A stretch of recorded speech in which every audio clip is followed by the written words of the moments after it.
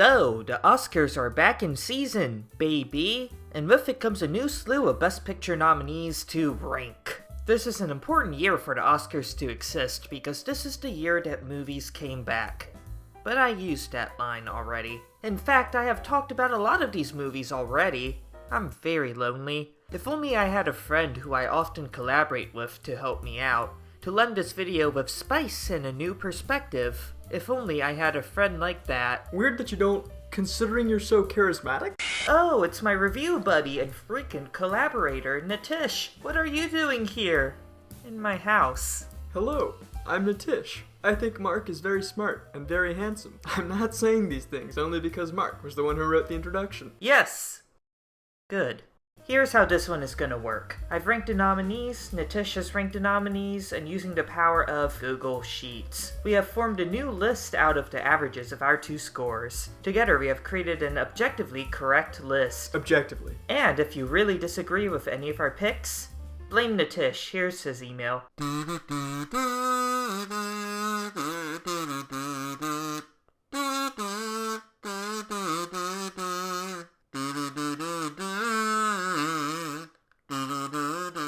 Number 10. Nitish and I disagreed on a lot of things on this list, but putting Don't Look Up on the bottom spot was relatively painless for the both of us. Don't Look Up is not all bad. The movie features a grade A cast delivering B-level performances, and that's passing. The score by Nicholas Bertel is catchy, and there were times when I felt the political commentary was actually kind of clever. I'm embarrassed to know you. But Don't Look Up is a mess. Sure, I have problems with the smug way the movie tackles politics, but I would be lying if I said that was the reason I disliked it. I like late-night comedy, so clearly I have a stomach for smarmy liberalism. No, Adam McKay is not a very good writer and director. McKay has this awful way of shooting and editing his movies that causes the film to falter, despite its better qualities. Take Leo's monologue, for example. This should have been great. Leo is going off. But McKay keeps making these jarring cuts, and he zooms in at weird places, and he keeps splicing in some low-quality footage at random points. It's like some crappy YouTube poop. Or one of my videos. It doesn't give him the proper space, and I mean physical space, to act. Ariana Grande's Just Look Up is an absolute banger of a song and actually conveyed emotion when I heard it outside the context of the movie, but when it actually shows up, it looks like some low-quality camcorder footage that some asshole is filming in the back row. Don't Look Up is oddly unfunny for a satire. I wish the movie went full bonkers with its premise. I would have loved a modern-day Dr. Strangelove applied to 21st century crises, but it felt as though McKay was keeping the project on a leash, because he worried we wouldn't take it seriously. Little does he seem to understand that when you can't commit to an angle, you're not gonna hit anything. Look at this tweet. Adam McKay wants you to think that people don't like his movie because of politics. I agree politically with pretty much everything he says. Climate change and greedy corporate interests? Kind of cringe, bro. But it seems to never cross his mind, not once, that maybe, we don't like his movies because he's not a very good filmmaker. God! So, I think this movie is also really bad for political reasons too. Eric Levitz's article in New York Magazine says this a lot better than I do, and I'd encourage you to check it out, but he lists 4 reasons why Don't Look Up is a fundamentally poor allegory for climate change, and why Adam McKay seriously misunderstands the issues at play. The first reason he lists is climate change doesn't provide any do-or-die deadlines in the same way that a meteor hurtling at Earth does, so it's a fundamentally disanalogous there. Second, this movie relies on this conceit in which there's this ability to blow up the asteroid easily. But in real life, again, as Eric says, the technology necessary for eliminating climate change at no cost to human flourishing isn't fully developed. And as a corollary to this, Eric's third point is rapid decarbonization will require Americans to tolerate real changes to their ways of life, and some have good reason to resist those changes. That's not something that McKay's film deals with at all. And last, I'll frame Eric's fourth point a little differently than he does. Even groups who are fully aware of the issues of climate change end up prioritizing other issues. As Eric explains, Bernie Sanders campaigned against the Indian Point nuclear power plant and was replaced with gas-fired plants, increasing carbon emission. Mainers, who are generally pretty pro-Earth, voted against a hydropower project that would have massively cut emissions because it was more important to protect Maine's natural beauty. Hesitance to tackle climate change is not purely the result of some on the political right or news anchors chasing a check. It is the result of the fact that climate change is A, an incredibly difficult issue to tackle, and B, an issue of the incredibly complex political process that McKay seems to have this extraordinary ignorance about. And these 4 criticisms, thank you Eric, hopefully make it clear that Don't Look Up is not an adequate allegory for the climate crisis. So what is it? Well, it's sneering and arrogant and insulting towards huge swaths of the American population. And why? So liberal moviegoers can feel good about themselves, can feel so enlightened by understanding the nature of climate change or of disinformation. Bottled water? Tesla. We have a Tesla. Wi-Fi? Wi-Fi. LaCroix. And McKay fundamentally misunderstands the information environment. People who like feeling high and mighty on this issue constantly read about climate change. It is not some act of bravery in the circles that McKay traffics in to talk about it. McKay is a faux martyr in search of a hill to die on. Yes, climate change sucks. Yes, we should do a lot about it. We should pursue an aggressive posture of decarbonization. But no, this movie is not meaningfully insightful about it in any way. It's just an opportunity for Oscars voters to signal how so with the times they are. And again, echoing Mark, I could perhaps forgive some of his arrogance if this movie wasn't miserably shot and poorly edited. But alas, it is. Adam, you earn the right to my credence when you learn how to do the bare minimum that your job entails, which is to learn how to keep the subject of your film within the actual frame of the movie. Stop shaking the camera everywhere. This movie really sucks. We both ranked Don't Look Up number 10. Number 9. Number 9, The Power of the Dog. Which is, by the way, the favorite. It's the one that's gonna win. Please don't kill us, Film Twitter. I didn't like it. The Power of the Dog is a weird one for me, in that a lot of the things people were praising about the movie I thought were either subpar or alright. Like, some things were nice about the movie, the score, the shots, some of the performances sometimes, but nothing stood out enough in my opinion to carry what I thought was a movie that took its sweet time saying a lot of not very interesting things. I feel really bad saying that because everyone who worked on this movie seems so nice, but okay, I understand what Jane Campion is going for. It's not a matter of me not getting it. I just didn't think the subject matter was that interesting, and the movie itself seemed more focused on its themes than its plot and characters. The things I found most fascinating seemed to carry on off-screen.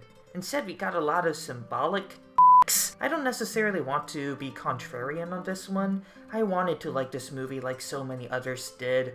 I saw it 3 times, more than most of the movies I actually liked this year. But alas, I am a normie. The best part of the movie were the 20 seconds there were actual dogs on screen. Oh, what good boys, what powerful dogs. Yeah, I don't have a ton to add here. I really don't think that this movie is bad. I think it has decent cinematography. I think the script is decently interesting. I think the themes of this movie are intriguing. I think the acting in the movie is fine as well. But I just don't think it did any one of those things well enough to get higher on the list. This movie has a lot of above average parts, but they stack up in a way that's somehow less than that. I ranked Power of the Dog number 9. Nitish ranked it number 8. Number 8. Alright, King Richard. This movie is a really good biopic with an excellent performance by Will Smith as the titular character and 2 great performances from Sania Sidney and Demi Singleton as Venus and Serena Williams respectively. Anjan Ellis's turn as Brandy Williams, the matriarch of the prodigious family, is in my opinion the best part of this movie. She's sometimes given less of the spotlight than I would have liked, but when she takes it, she keeps it. It's in the lower half of the bracket in terms of cinematography. That's not really this movie's fault, they're competing with Denis, but I think top 3 at absolute worst in terms of acting. I'd probably say it's the best acted film out of these. I think where this film stumbles a little is that it does not seem to have its mind fully made up on how it wants to portray its titular character. He is sometimes courageous and steadfast, sometimes foolish, sometimes dictatorial, sometimes impish. This isn't a problem. Real people are complicated and ought to defy simple one-word descriptions, but the script doesn't know quite how to react to such a complicated character, and sometimes seems to reward his more frustrating qualities. Same for the one utterly extraordinary scene in which Ellis's Brandy Williams rips into Smith's Richard. It never feels like he gets his just desserts. And so this movie lends itself to a sort of lazy lionization by the logical fallacy of post hoc ergo propter hoc. What? Which is the mistake of assuming that since X is followed by Y, X must have caused Y. Oh. In this case, Venus and Serena are clearly enormously successful. Serena Williams is likely the greatest tennis player in the history of the sport. And Richard Williams did a lot of stuff that made that possible, but importantly, he did stuff that didn't help and some stuff which probably actively hindered that. But the movie doesn't really give us the tools to figure out which is helpful and which isn't, and doesn't really give us a way to interpret those actions. Although I did really like this movie, I have to say that this film isn't incisive enough on its main character to truly elevate this up the list. I like this movie a lot, but I really think that giving it a little more critical lens would have enabled this movie to be more than an excellent biopic and give it true staying power. And I get it, right? Serena Williams and Venus Williams were heavily involved in the making of this film, and if I were making a movie about my dad, it would have him flying around and shooting lasers out of his eyes or something, right? As much as I like this film and appreciate that limitation there, that you don't want to criticize your dad or there's a bias there, I think a better movie would have taken a more critical lens. Yeah, sure. All of that echoed, probably. Can you tell I don't have a lot to say about this one? King Richard is exactly the kind of movie that I am sick of and want to stop seeing, but I saw it anyway and I liked it.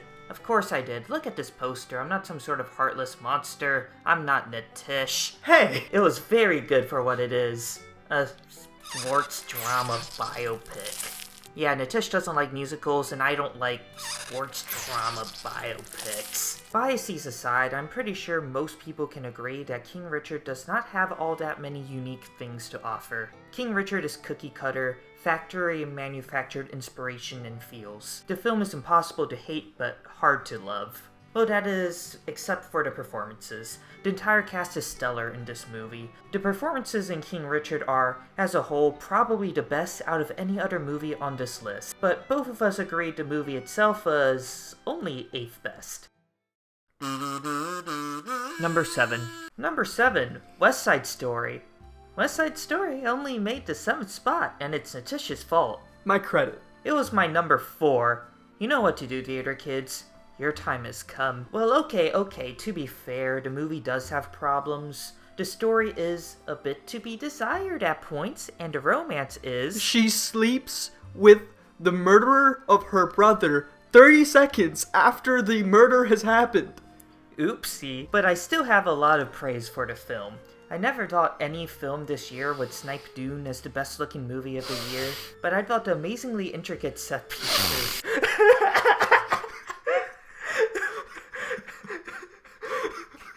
What? I just heard your breathing intensify. But I thought the amazingly intricate set pieces, dance numbers, and mind-bendingly specific camera work and color all come together to give it some competition. West Side Story is designed first and foremost as a spectacle piece, and though it might have some shortcomings behind the curtains, it more than excels at that main purpose. It is capital S spectacle. I am always mesmerized by the America sequence. This is, to me, what movies are about. Though a solid chunk of suspended disbelief is needed to swallow Razor blades. Some chunks, I had, and continue to have, an amazing time watching this movie. So here's the thing. Mark fully acknowledges that the plot of this movie is terrible. The romance of the film is terrible. For God's sakes, Mark, she sleeps with her brother's murderer 30 minutes, I said 30 seconds, it was a bit of hyperbole, after it happens. And Ansel Elgort is not a very charismatic actor in this, and he is very noticeably 8 years older than Rachel Zelger's Maria, which makes for very uncomfortable viewing, considering some of the allegations of sexual misconduct against Elgort. Mark, in our conversations about the movie, has argued that the musical should be judged differently because of the suspension of disbelief inherent to the medium. That's all swell, but I still can't bring myself to be particularly moved by someone completely head over heels, spend a lifetime with you, in love with someone after an initial interaction that is about 3 minutes long. That is not a healthy relationship. That is a series of red flags. West Side Story is based off of Romeo and Juliet, but I think Shakespeare's text is far more critical of the titular character's romance. This film just plays it straight, in a choice which I think is just bad, and I think no amount of suspension of disbelief will get you over that hump. My partners argued also that we should cut Spielberg some slack for the plot because we're working off of the source material, so don't blame him because this is the remake of West Side Story, just blame the original. And I am honestly willing to cut Spielberg some slack, but I'm not willing to give the movie that slack. So all we're left with is the spectacle of it. I admit this movie's shot very well, but it's no Licorice Pizza and it is certainly no Dune. These movies aren't in the same league and don't let anyone pretend otherwise. I think the spectacle of this movie is impressive, but not enough to make me overlook its gaping flaws, and the spectacle is not impressive enough to vault it up the charts. I ranked West Side Story number 4, and Nitish ranked it number 9. Bah humbug. Number 6. So now Belfast, which at a time was what people thought was going to win. It's probably not going to anymore, but I still liked it. I think this movie is a well-done movie about a child's experience of civil war. It's very well acted. Catriona Balfe, I sincerely apologize for mispronouncing that, not being nominated is obscene, in my opinion. And it is an emotionally resonant tale. Its lens of a child's view of religion is fascinating. Its shot and composition is routinely excellent, and I particularly love the way that Branagh films corners. And there is, above all else, a live heart and soul to this film that propels us through it. The effects of the violence on the main characters is palpable. The fear and mourning it instills in them all tangible through the screen. It is the story of a mother and father desperately trying to shield their child from a world collapsing around them in slow motion.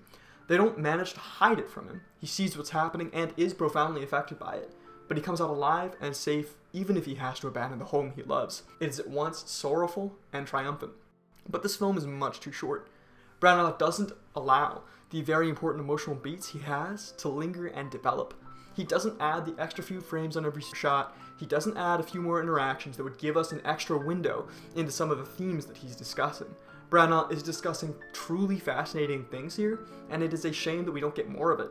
In some way, Branagh is limited. He's filming this based off of his own memory. So if he doesn't remember something, it makes sense not to include it, I guess. But similar to what I just said, while I'll forgive Branagh, I won't forgive the film. We need more of these kinds of stories in the film world generally, especially now there's so much strife in the world. A film like this that may help us understand better the plight of those suffering from civil wars and the agony behind decisions to leave home and become refugees are vital viewing. But I needed more of this film in particular. It has so much that it hints at, so much that it could have clearly said. But the idea that it's worse than West Side Story, which Mark previously held, ludicrous. Mark, this movie has a plot that actually means something, a plot that doesn't involve someone sleeping with a person who just killed their brother. Forgive us, dear reader. Mark is an only child and might not understand that issue. I stand by my 250-word review. Belfast was pleasant and fine and good. Did I think it was anything more than that? Not really. Would I have ranked this above West Side Story? I hate you. Still, I can appreciate some of the artistry behind it, and I can acknowledge that this is a very personal story that will probably mean a lot more for a lot of people. But the pacing drew me off. I have and will continue to complain about movies on this list being too slow, but Belfast was too fast. It did not take any room to breathe. Therefore, I never really felt settled in Belfast, nor did I ever really feel comfortable with the characters. These were very important, I think, because by the time apparently Oscar-nominated Judi Dench went, "Go now, don't go back," I was like, okay, it's time to go, the movie is over. So, getting rolled ice cream after this. I ranked Belfast number 7, Nitish ranked it number 5. And now, a word from our sponsors. There is none. But please, if you enjoyed this video, consider giving us a like, subscribe, and a ring-a-ding-bing of the little bell icon so you can be notified of our next upload, so I can sell out faster. This is my dog. Doesn't he look cute? Don't you want him to eat? You want good Videos. Does everybody want good Videos. Is that what they want? Supposedly. These videos take a long time to make, and though they are a labor of love, they are also labor, and doing the little next step does help me out. Please also leave a comment, because that is the primary thing that tells the algorithm this is a video worth spreading around. Here's today's question. What do you think is going to win Best Picture, and what would you prefer win Best Picture? Now on with our top 5.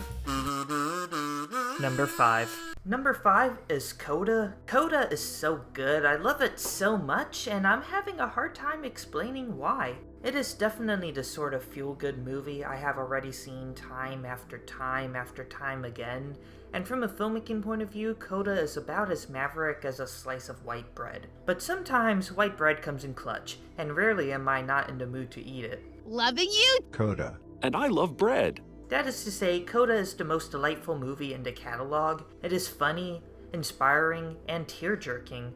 It told me to feel things, and I felt. Coda kind of feels like a Disney Channel movie at points, with sex jokes, but it's a really good Disney Channel original movie with really good sex jokes. It's not anything special or stylistic, but it does what it does super well. The ending still gets me. Whenever I listen to both sides now on my way to class, I come close to ugly crying in front of all of my professors. I think Coda isn't just white bread. I think it has a strong narrative about disability, and I think it's worth watching just on that front. It has a bunch of excellent through lines as characters struggle with their disability and learn how to deal with them as they are pushed economically and socially, and in a society that often ignores folks with disability and doesn't really make any effort to build itself around that. But at the end of the day, yeah, this is a Disney Channel movie. There's a high school drama element that feels pretty rote. The ending is exactly what you expect. It is perhaps the best version of a Disney Channel original movie, but I don't think it entirely manages to transcend that. I ranked Coda number 5, and Nitish ranked it number 6. Number 4. Drive My Car. I love this movie. This movie is long, and it is slow, and it is at times boring. Not doing a great job selling it right now. But with that aside, it is an extraordinarily well-written film about grief and loss and the simple beauty of life that allows us to move on. The script is remarkably clever, and I don't think I hesitate much to say it has the best script out of all the Oscars movies I've seen this year. A brief example, Yusuke's dead wife, Odo, weaves together a story about a young girl sneaking into the house of one of her crushes, and it's fascinating, it's evocative, and deeply illustrative in its own right. The gradual way in which it unspools itself to Yusuke, our main character, and of course to the viewer, grants us extraordinary insight into a character who we've known for only a few short minutes. Her husband knows the first half, and he knew about his wife's infidelity, but never confronted her about it. Fuck this shit, I'm out. Simply living with the feelings of resentment it caused, trying to peer from beyond her grave into her motivations. His version of the story ends with the girl poking her around in the boy's room, not sure what she's looking for. But Yusuke, after his wife's passing, speaks with one of the people she cheated on him with. And this man tells him the rest of the story. In one of the girl's attempts to sneak into the boy's room, there's a burglar there. The burglar attempts to kill her, and she kills him, stabbing him with a pen and then escapes. Her crush's family puts up a CCTV camera, and she walks up to it, staring at it, desperately. It is a tale of lecherousness mollified by shame and horror of one's own actions, the need for recognition and confession without exactly knowing how.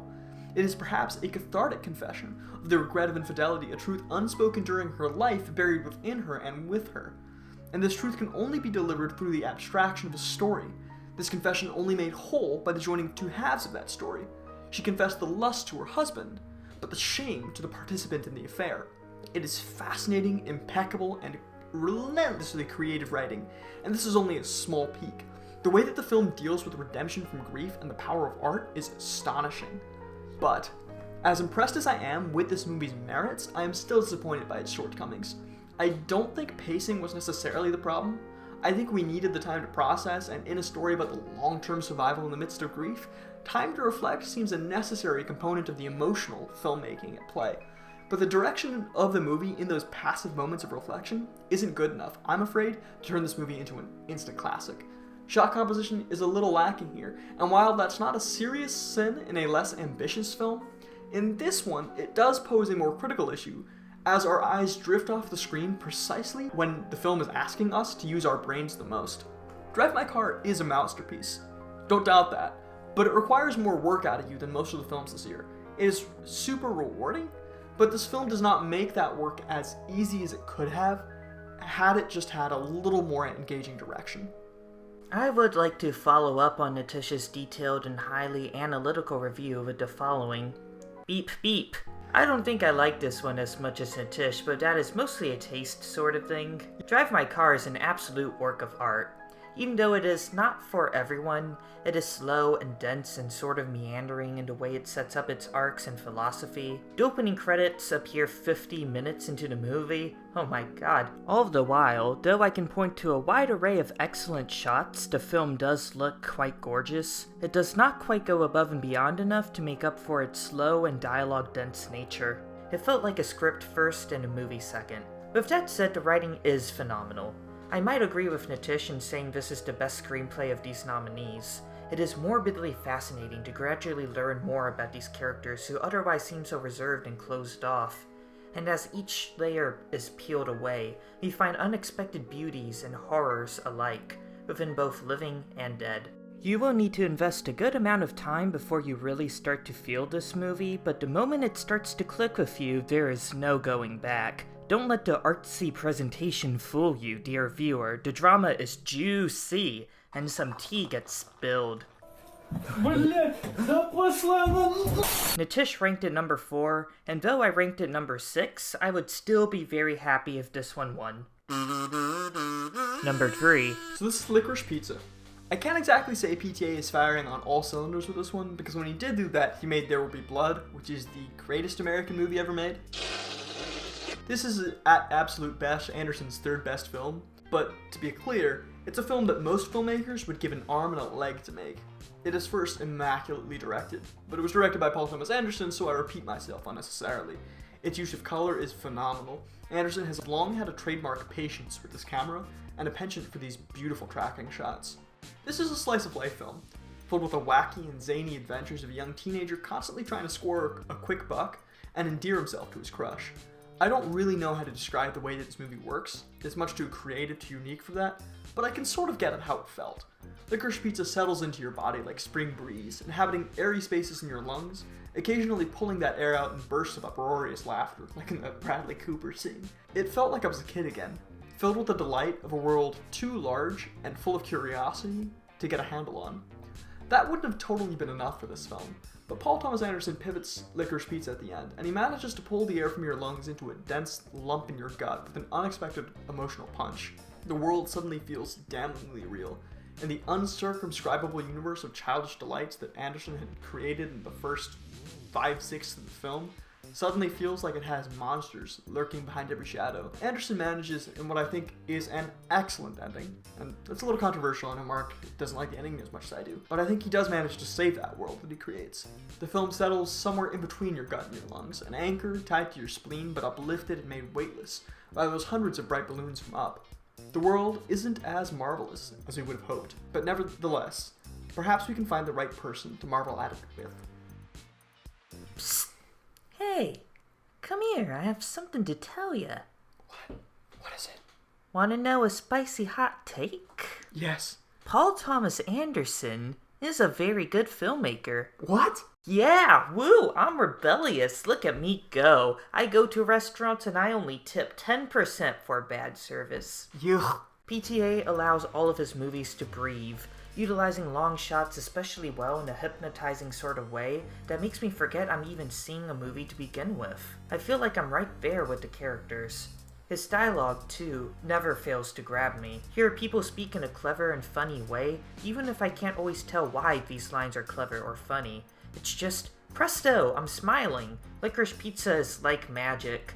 This is very clearly the same guy who did There Will Be Blood and Phantom Dread, but he applied his pure grade skill and style towards a cheerier and nostalgic mold.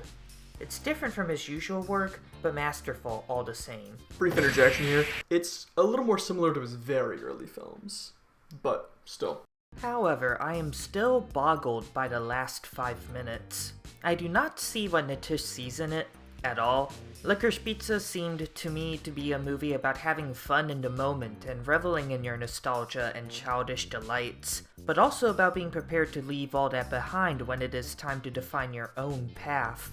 And then the movie seemed to disregard that latter part, and ignore some of the unhealthy dynamics at play, and double down on the staticity that defined its first 2 acts. It wouldn't be a problem if this was built up properly, or if there was a proper explanation, but it just came out of nowhere, and what I thought was happening was way more interesting, in my opinion, than what ended up happening. But clearly it didn't bother me all that much. Licorice Pizza is still my 3rd favorite Best Picture nominee of the year, and Nitish's 2nd, and I think it is pretty secure in its placement. Number 2. I love Nightmare Alley. This is my personal number 1, though Nitish and I both agreed that our last pick deserved to take the top spot on our list. With that said, take whatever this is and just inject it into my veins. Del Toro delivered this kind of gothic noir that we hadn't seen in cinema in a while. This, with Knives Out just being awesome, and The Batman being a success, makes me really hope that the noir genre is making a comeback. I mentioned this in my top 10 films of 2021 list, but I'll say it again. More than anything, I want more movies like Nightmare Alley. There are 2 parts to this movie, each equally mesmerizing but in different ways. The first act is slower, but it fully retained my attention, enveloping us into the grimy world of the circus and revealing, layer by layer, the tricks psychics use in order to fool their audience, and establishing how these tricks can be used for evil. In the second act, these tricks are used for evil. Uh-oh! Del Toro spends the bulk of the movie building an empire of cards only to let it all fall down. I am drawn to the film like a moth to a flame, and it most definitely deserves its place this high in our ranking. Guillermo del Toro is an absolute beast. This is an intriguing, noir-y, pulpy bog of fantastical monsters. Standard fare for the auteur at this point. It's an excellent, very intriguing character study of its lead, played well by Bradley Cooper, and just this great story of growth and downfall and played with expectations. I really like it and would be happy for it to win. But I think another movie should. I ranked Nightmare Alley number 1, and Nitish ranked Nightmare Alley number 3. Number 1.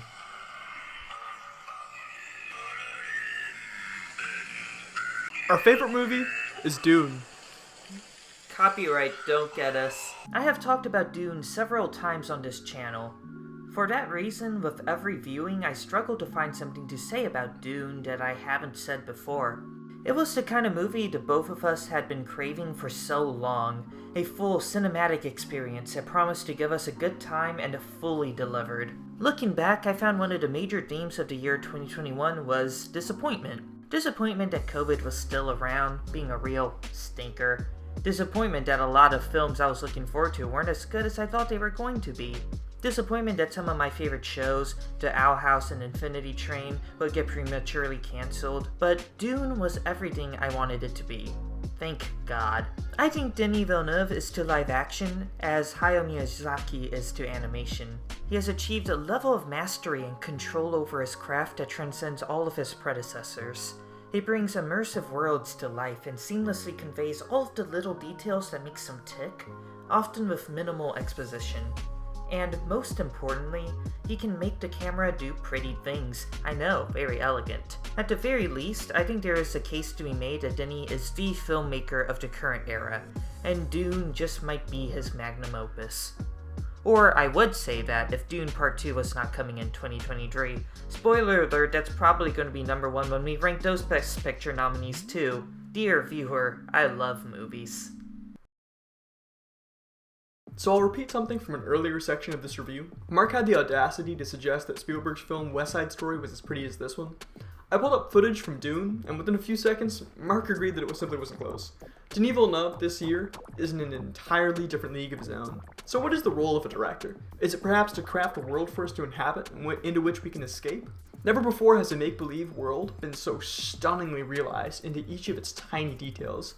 The ornithopters, the grooves in the architecture, the blades, the costumes, the eerie ways the Sardaukar float down from the heavens, the awe-inspiring scale of the sandworms. This world feels tangible, as if flecks of spice float out from sand on screen into our nostrils, forcing us to inhabit a reality which has not yet occurred. This is so lovingly crafted, so extraordinarily meticulously constructed, that I can confidently say that we have never seen a director marshal so many different aspects of filmmaking together to construct such a cohesive science fiction world. But perhaps the role of a director is not to create a space to inhabit, but to get inside the recesses of our brain and plant something there. And Denis does that again, with shocking success given the extraordinarily unwieldy plot he was working with. The story of Paul starts with the Gom Jabbar. He's put in a trap with pain, and he endures it like no one else can, refusing to withdraw his hand.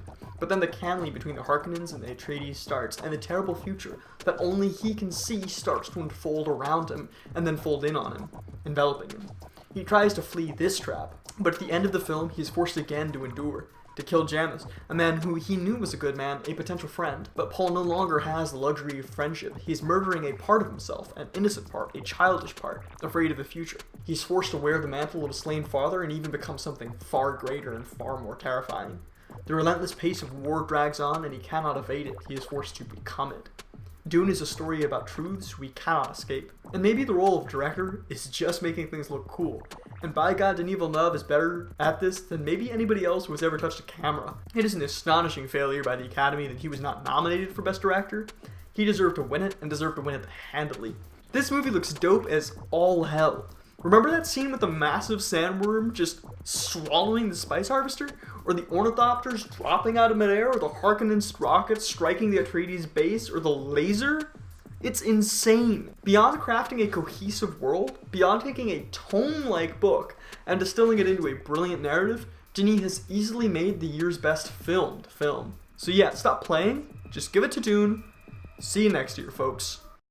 I ranked Dune number 2, Nitish has ranked it number 1. Together we have determined it the best picture. Yay. Thank you for going through all these movies with me, Nitish. Thank you, it's been a pleasure. And here's to another year of success and good movies. Hopefully the Oscars get better at nominating things. Maybe nominate Spider-Verse 2. Please let this be good. Better nominate the Batman.